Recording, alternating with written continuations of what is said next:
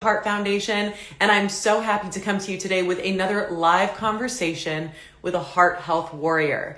Today, we are going live for this amazing conversation with Kimberly. Kimberly's going to be joining us all the way from Texas. And if you recall, the Heart Foundation is located in Southern California, and Kimberly is someone who, for her entire life, heart health and heart disease has been a very present part of her life. And she is a heart transplant recipient. We are going to talk to her about her entire journey with heart disease, with heart health, about receiving a heart transplant, and then now how she views the future and how the message that she is trying to share with people in her circle and around the world. So Kimberly, I'm going to add you in here. Excuse me.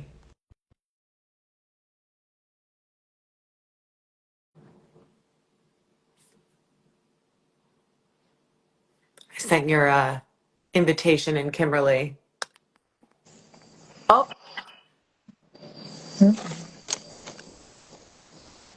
hi. Hello. Good morning. How are you? I'm good. Good morning. Thank you so much for jumping on here and talking with me today. I'm so excited for all of our supporters and all of our followers to hear your story and to get a little dose of your positivity. It's so amazing. Okay. So Kimberly, right away, I just want to I think we should just jump in. Heart health and heart disease specifically has been a present part of your life since you were Yeah. a kid. Can you tell me a little bit about that? Well, yes, I can. I was first diagnosed with heart disease at the age of 11 or 12. I had a common cold or cough, at least that's what I thought. And I went to the doctor, well, the emergency room, because my mother had to come pick me up from work. And that's when they discovered that I had a heart murmur. So what does that mean exactly? Can you explain to our anybody watching what is a murmur? What does that mean? I'm guessing, and it's funny that you asked me that because I always tell the story, but Yeah, it's, the abnormal rhythm of the heart. And so for me, it's funny that you mentioned that because I was so young, I was right, never in tune to what was wrong with me. I never understood what was wrong with me. It was always things that they would tell my mom. And right. so I knew I didn't feel good, but I never knew what my problem was until I got older and never had the time. Well, I'm 12, I'm 11, so I'm not researching what's wrong with me. I just know that I feel bad all the time. So it's now I'm getting to the point to understand what was going on with me at that time and Mhm. how my heart was affected. And that's me now in my older age because it have changed throughout every age of my life up until now. Right. So how did this murmur start developing as you were getting older? What started happening? Um, Well, my life wasn't a normal kid's life. I wasn't able to go outside and ride bikes and jump rope and just do things that normal children could do. That wasn't in the question for me. I can Mhm. remember times to where I wasn't able to go to school because I had to get accustomed to medication that I was on that would cause me to be drowsy and sleepy, and then I would be able to go back to school whenever I was used to the medication to be able to stay up and do my work. And that was my life for many years because you have to understand, as I got older and things began to change, different medicines came into play.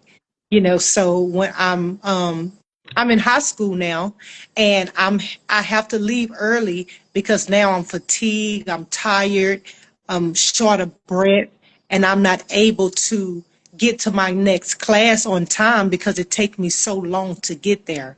So I will have to have, I had like we had agendas back then, and I Mhm. had a note in the front that I would just go show the teacher that stated that I had to leave early, 10 to 15 minutes early, so that I could make it to my next class on time. So as I got older, the fatigue began to happen, the tiredness, the short of Right. breath, the buildup of fluid. Just as I got older, everything just began to get worse. And I was able to graduate high school, but I had to graduate early because at that time of being 17, I had to get a pacemaker put in. So it caused me to have to graduate high school early as well. And the murmur, what was the murmur caused by? Was it just something you were born with? Was it a congenital Yeah, situation? well, at that time, we did not know. We had no idea where it came from. I'm five of seven children. So everyone was tested to see if anyone else had it. No one had it. It was just me. Right. So I was kind of like in this place alone. So no one understood what happened. Doctors didn't know, like as if it just appeared out of nowhere. But I recently found out in the last 4 or 5 years of my life that I have a muscle disease called Desmond myopathy, Mm. and it was developing the whole time, which it affected my heart of my muscle first. So now I deal with my legs and my hands. Now I'm dealing with that, but the first thing that it affected was my heart muscle.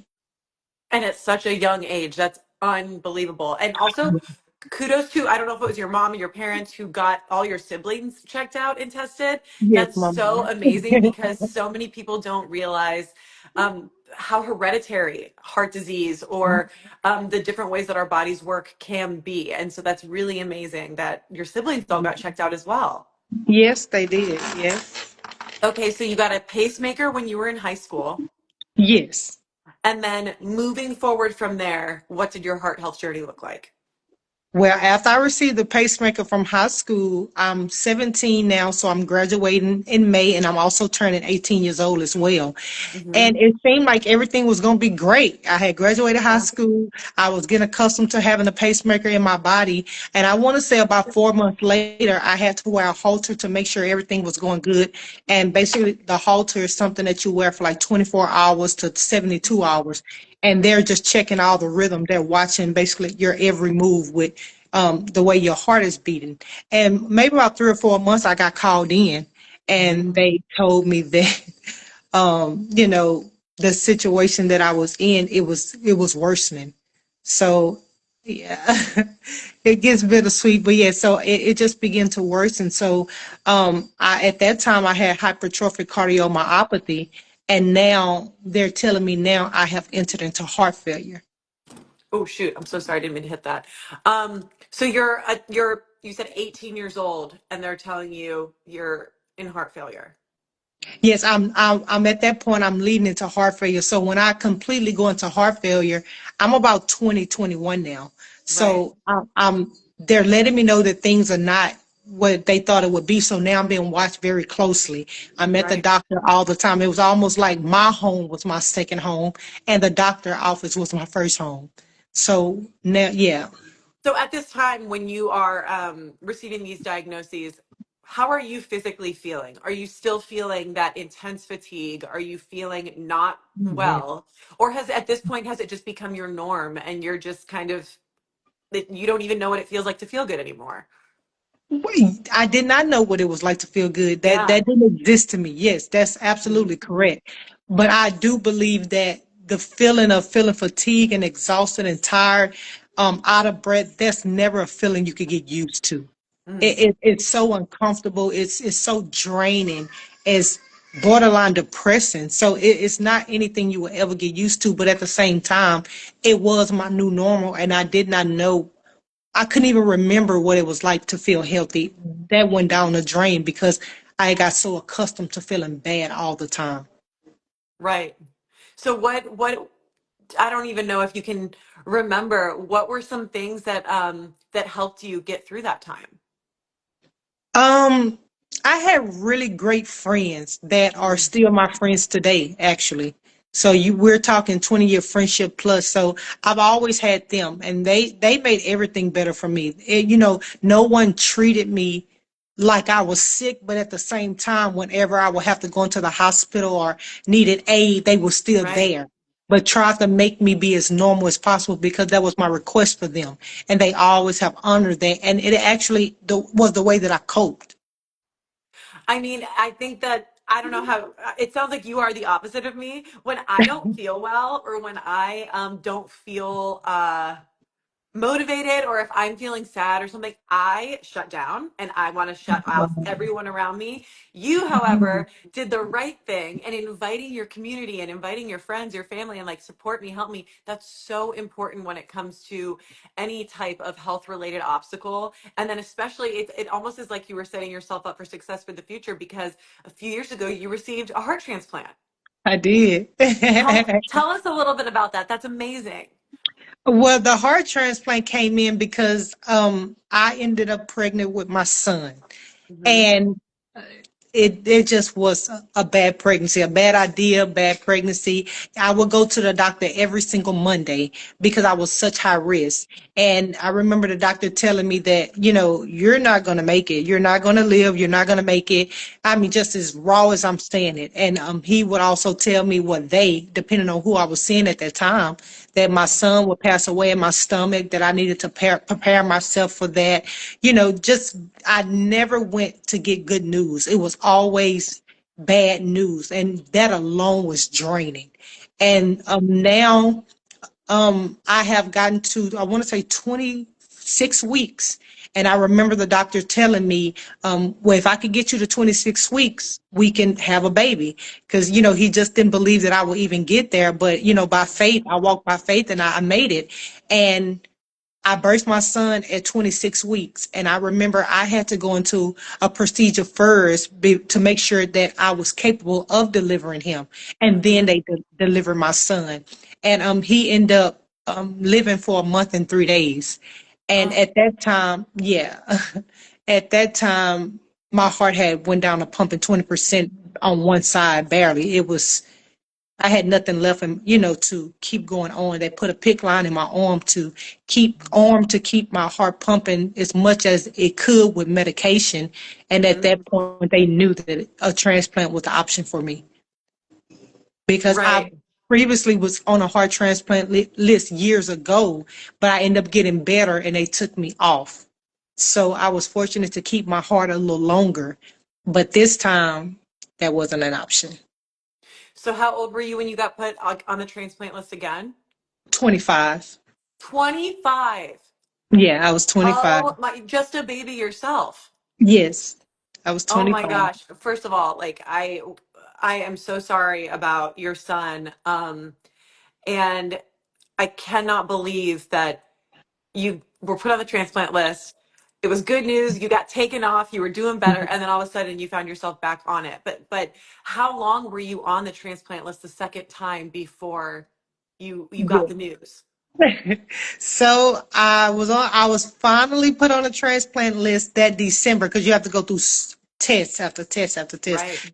So I finally was put on that December, Hmm. and February the 28th or 29th, because I believe that was maybe leap year. They called me to tell me Uh, they had found a heart. So March the 1st, I was transplanted. oh So my not long gosh. at all. That is so like what a great way to kick off a new year. Yes.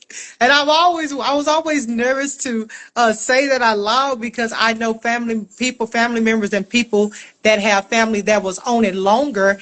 And, Right. like I didn't want to say that I was on it so short because I know people that was on it for 9 years or more, Yeah. so yes. Okay. Oh, Yeah. is that your daughter? Yes. I know. You have a little girl. She's 3 or 4. Yeah, she's 3. She's 3. Oh my gosh. I mean, it sounds like you had this massive uphill climb for the first 25, 26 years of your life. Yes. And you just have been able to take all of that adversity and use it to propel yourself forward. It's so amazing, Kimberly. Yes. And now you've shared with me that you are truly living your life in a way that you want to inspire others, specifically people Yes. who have battled heart disease or who are currently battling heart disease. So what would your message be to them? Well, my message to anyone that deal with heart disease is there is life after heart disease.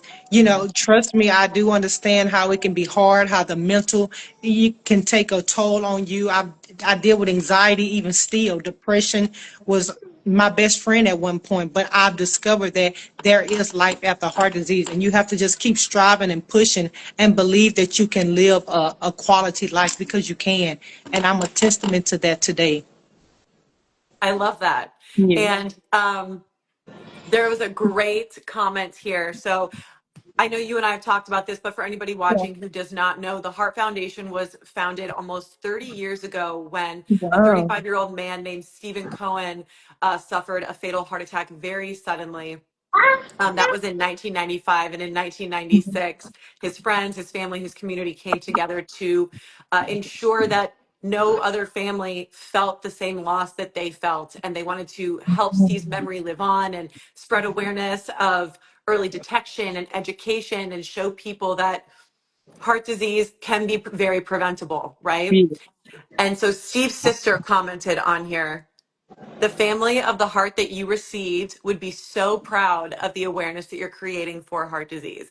And that is so true. Thank you so much for saying that because I really want to meet my donor family one day.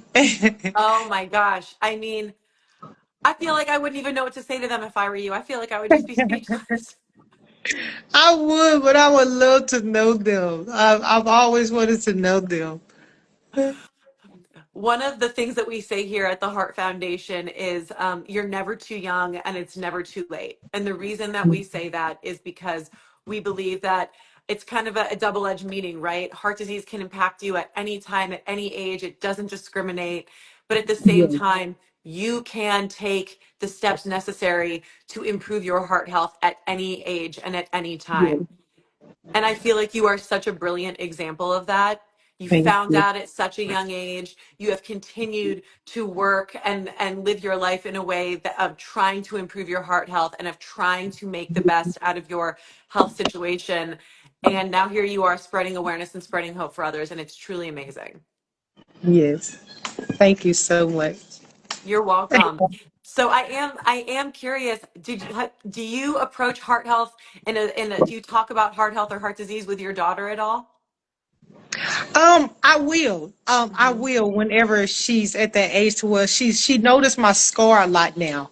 So Oh she always yeah. say, "Mom, look, look," and I be like, "Yeah, it's a scar." So she's getting a hang. Okay, like her body don't look like mine. So yes, I definitely going to tell her because she's my baby after my transplant. So Oh, she will have a story to tell that she was born after her mother had a transplant. So come on. absolutely, yes. That feels like magic. Yes, yeah, it does. So I definitely will. Oh, that's so fantastic. And I know that you are a big advocate for women's heart health specifically, which is I so am. amazing because there's a lot of research that is centered around heart disease and heart health in men, and it's so important that women receive the same amount of attention and care. That's true, and that's what we aim to do. Exactly what you said. Yes, Wow, Kimberly, thank you so much for joining me on here today and for no sharing your problem. story and for truly inspiring everyone in the comments. Look, Thank Tamara you. says, I'm humbled by you. Carol, an amazing lady. You are absolutely lighting up not only every room you walk in, but every screen that your face pops up on. Thank you Oh, so thank much for you joining so much. us. I appreciate you guys so much. Oh my gosh, of course. Everybody, thank you so much for joining us. Hannah with the Heart Foundation and Miss Kimberly. And you're never too young and it's never too late to start living a more heart healthy lifestyle. Thank you. Thank you, Kimberly. Bye bye.